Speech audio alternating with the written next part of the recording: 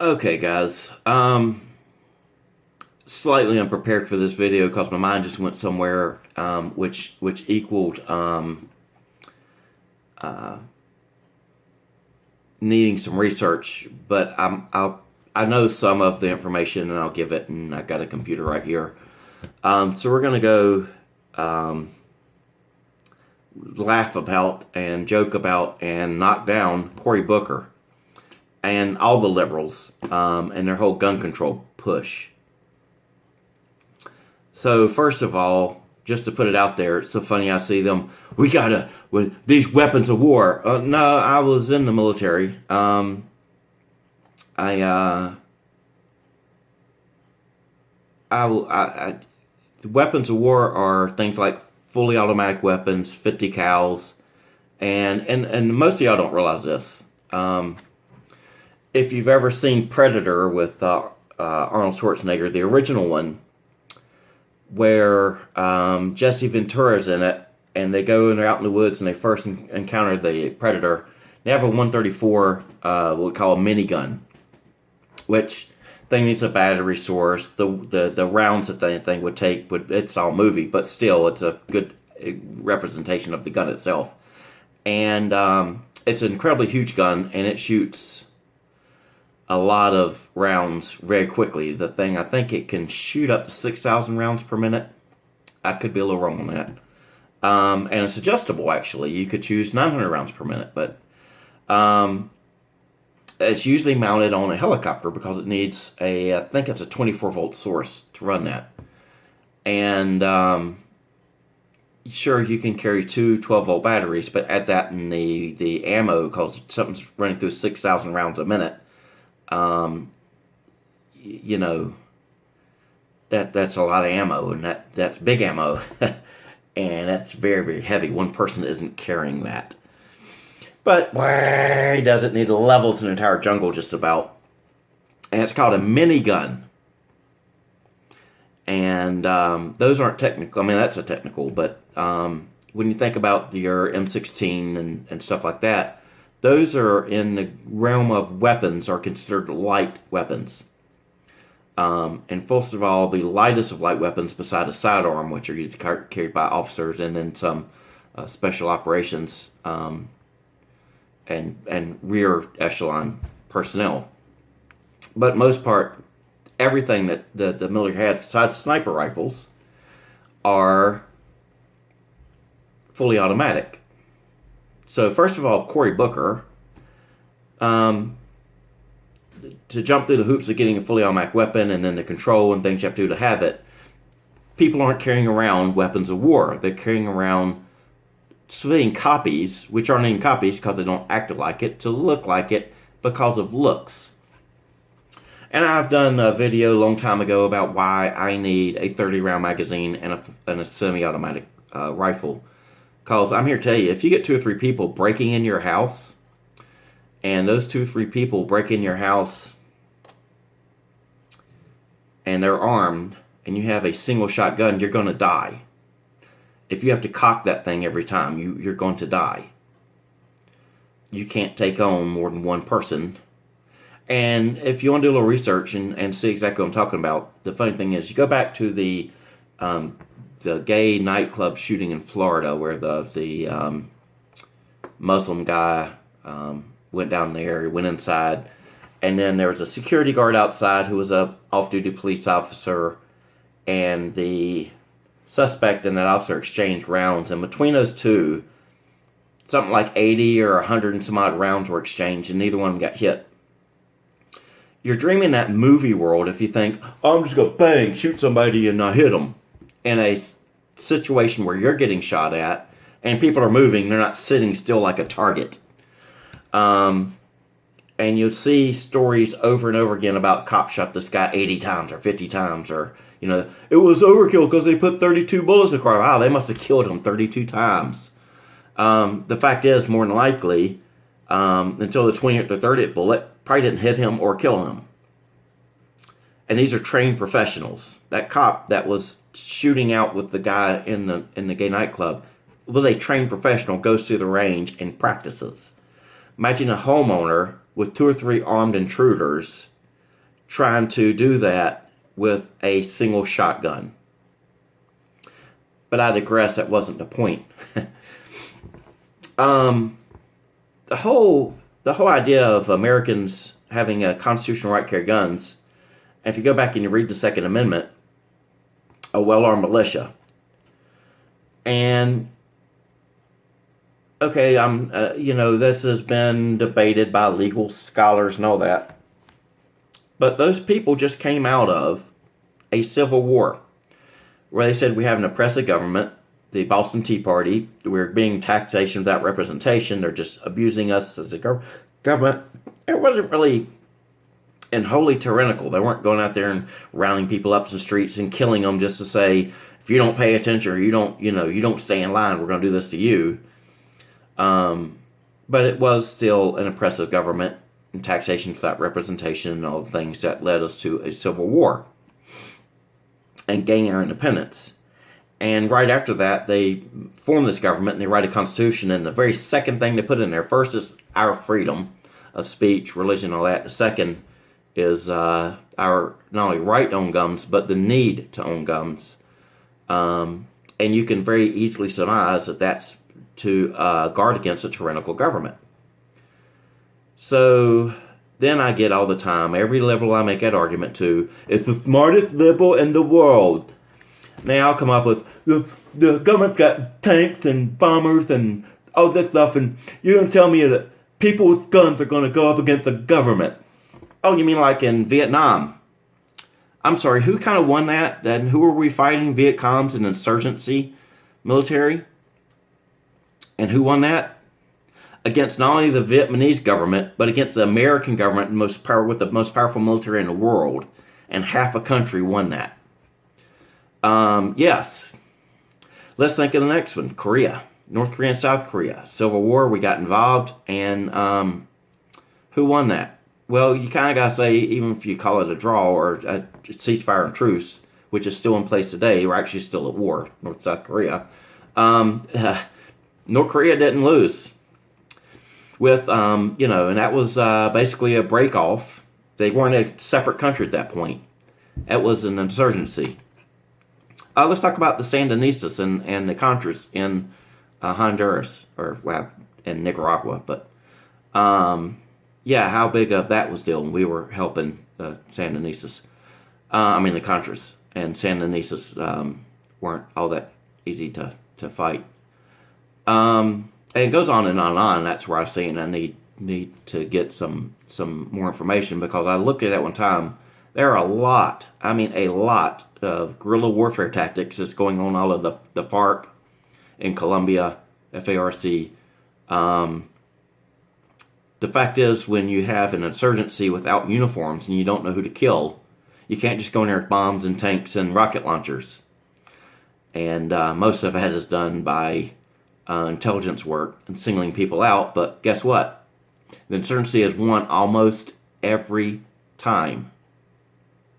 So you liberals just think, well, no, you can't. Well, that's stupid, because you just can't have people with guns in front of the entire military. The U.S. military has been involved, maybe not as far as our war goes, but in assisting in the civil war of several countries.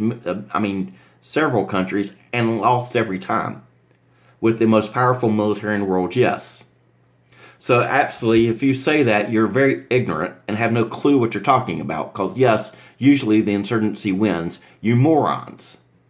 You have no clue what you're talking about. You don't even know. Just, well, I'm a liberal anything. I say I must be the smartest thing in the world, because you just don't understand. And it's patently hilarious when I hear that argument. Almost every insurgency in the world has not been beaten down or has physically won. The IRA in Ireland, to this day, they there's been some truces and stuff, but they never rooted all that out. Yes, that was insurgency. So yeah, it does actually kind of work. You freaking morons. So now we'll come down to Cory Booker and saying,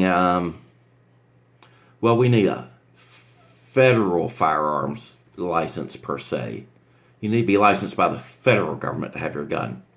Well, a lot of states don't require licensure of guns, long guns, pistols. There's some certain things in certain states. The whole right to the freedom is that the militia is stand apart from the government. It's not only protect our country against foreign invaders, which is good, because if, and I'll give you a scenario. Let's take this Russia scenario here real carefully. Russia in itself has the economy of maybe Texas. Most people don't understand this. With the power of the United States right now, if we decided to put stronger than North Korea sanctions on Russia, we could destroy their country. Simply. Easy. Sanction them out of existence. It could actually happen. It wouldn't take that long. We embargo and block their oil sales, banking, and stuff like that. Russia couldn't survive. When they first invaded Crimea back a long time ago, and the oil pricing and all that kind of stuff, and they were relying on that, and oil prices went up. Most people don't understand this, but Russia went through a hyperinflation period. Their one drachma, or not drachma, the ruble loaf of bread now costs $3. If you had $30,000 in the bank, it's now worth about $10,000 comparatively. Rupees, however it is that. Because their economy is that fragile. And I'm saying this because why don't we just strong arm Russia? The Crimea thing, they're now involved in Venezuela, they're helping Cuba, they're meddling in every election around the world. Well, it's pretty simple. Our power grids and other infrastructure items have come under light attacks here in the past couple years, to the point that it's practically somebody letting us know, hey, we can do this. It would be an act of war if they actually took, major sections down. But if you want to look up something called a fire sale, basically in about 12 hours, a coordinated state-sponsored, somebody with that much power, attack on our infrastructure grid could bring America to its knees in 12 hours. We'd have no electricity, no computers, they would probably be able to get in on a lot of cities that have computer-controlled traffic light systems. You have no gas, electricity, phone services. It would be a chaotic event. And if you've ever looked at some of these ransomware things, the city of Atlanta got attacked by ransomware, and they were down, that particular system that was hurt was down for like 6 months. And this is a city government that couldn't even fight against it. Couldn't even renew their systems or get it back up and running. And those were amateurs. Imagine a state sponsor doing this.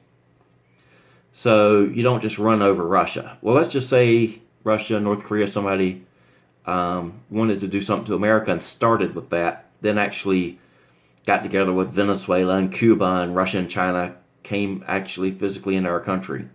Far-fetched, yeah, but I would be pretty happy that every American owned a gun at that point. Because more than likely, you would be able to spot that enemy pretty easily. And they don't know which one of you are insurgent or, rebel against them, or which ones are going to be compliant. And that would be a pretty good thing for us to have guns. But it's not against that, it's also against our own tyrannical government, keep our government in check. Go look at the Bundy Ranch thing in Nevada. The government gave up because there were enough citizens with guns there. The government gave up. And we'll try this a different way. So, yes, it does work. Yes, insurgencies pretty much win every time. If you don't understand that, you haven't done any research, you have no clue what you're talking about, you're just running your damn liberal mouth, because whatever you say must be the smartest thing in the whole world.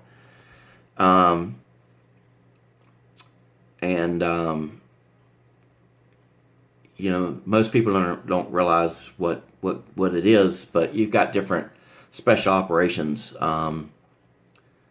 in the government and the military, and through Rangers, which are basically enhanced infantry. You've got SEAL teams, which have they expanded upon what they originally were, but they're able to go out and use advanced military techniques to obtain objectives, and each one's specialized. The general role of the Special Forces, Green Berets, is, and it's been true since they started in the Mike Force back in Vietnam War.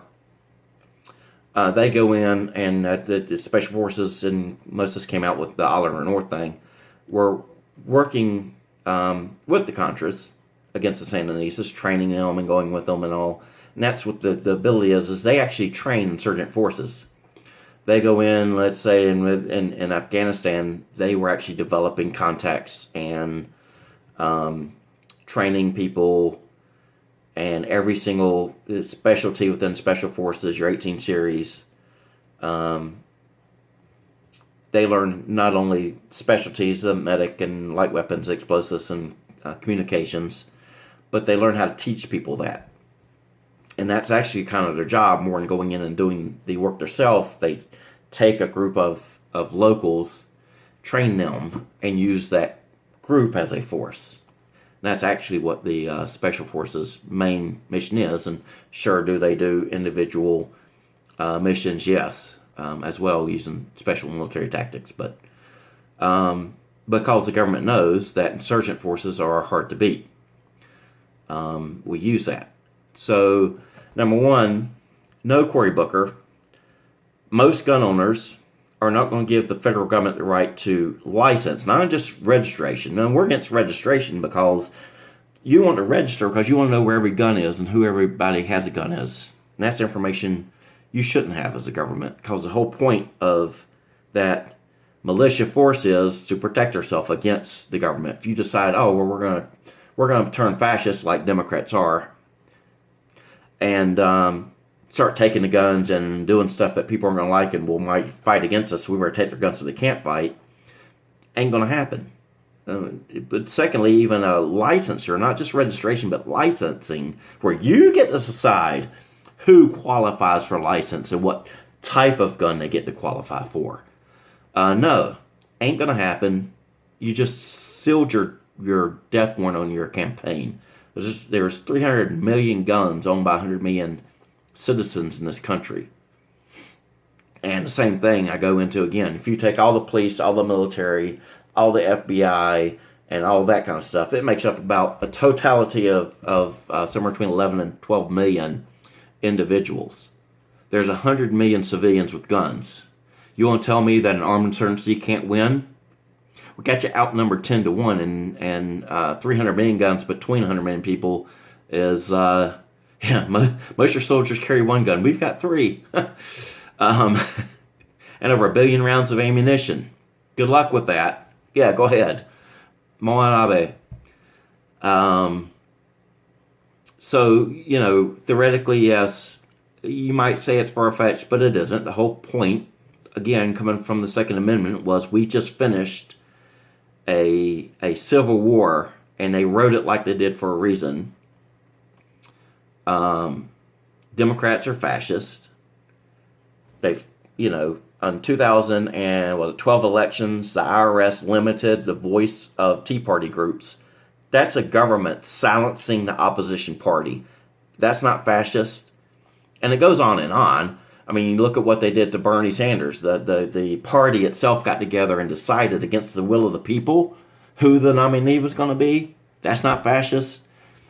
You got Strzok and Stroke and Page and all them, and it even goes into Comey, deciding, they're not going to prosecute Hillary Clinton. Well, we don't prosecute people we like. Oh, yeah. They're all on what side of the political party, what side of the political aisle. This fascism comes from Democrats. They're trying to silence opposition. Oh, talk radio, we got to shut them up. Fair instruct them, everything they can to do the fascist stuff. Oh, but we're not fascist. No, you are fascist. And I need my gun because of you. Period. And America needs its guns because of you. Not a tyrannical government, which you would be if you had absolute control. You would take it, trust me. And you look at what's going to come out, and it's a little early now, but the IG report, AG is on it. going to find out what exactly went on all this spying and stuff with the over the Trump campaign. And the fact the government takes that liberty. If you go back and look, every time except for one, and it's over 15 times in our recent history in the last 100 years, the IRS and FBI have been used against political opponents. Every time except one, it's been by Democrats. Because yes, Democrats are afraid. To be liberal, you have to be fascist, because people won't accept, just like in Venezuela and Cuba, people won't accept the loss of their freedoms. You have to force them to take it. And that's the first thing Democrats do the second they think they get power.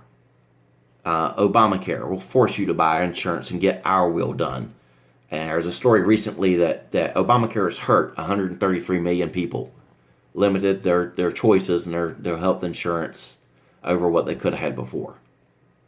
I know you liberals. No, that's just not true, Mr. Conservative. We're smart liberals. And you can't have guns and go up against the government with tanks and bombs because you're morons. But yes, Cory Booker, we're not going to... You can say, you won't give it... No, trust me on this. You're not going to win.